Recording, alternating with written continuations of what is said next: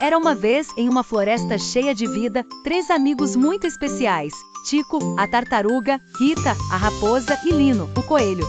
Eles adoravam explorar e aprender coisas novas todos os dias. Um dia, enquanto caminhavam pela floresta, encontraram uma pista intrigante que levava a um tesouro escondido.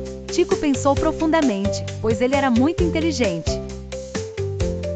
Ele sempre dizia que inteligência significava usar o cérebro para resolver problemas e aprender com as experiências. Rita, a raposa, era muito esperta e ágil. Ela sempre sabia por onde passar sem ser vista. Lino, o coelho, era rápido e cheio de energia, sempre pronto para correr na direção certa. Ao olharem o mapa da pista, viram que tinham que atravessar um rio, subir em uma árvore muito alta e encontrar uma caverna escondida. Tico disse: "Vamos usar nossa inteligência. Primeiro precisamos encontrar a maneira mais segura para todos atravessarmos o rio." Ele procurou um lugar onde a água estava mais rasa e as pedras formavam uma ponte natural. Depois, ao chegarem na árvore, Rita entrou em ação. Usando sua esperteza, ela encontrou cipós fortes que ajudariam todos a subir de maneira segura. "Vejam como podemos usar o que temos ao nosso redor para alcançar nosso objetivo", exclamou Rita.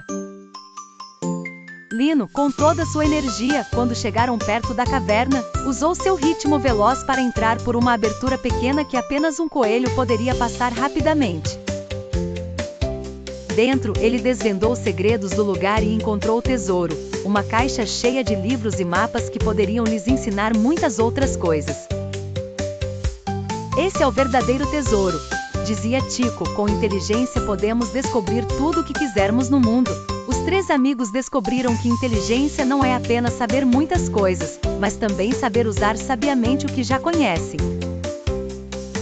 E assim eles, sempre juntos, continuaram a explorar muitas outras aventuras na floresta, usando a inteligência para torná-las mais divertidas e seguras.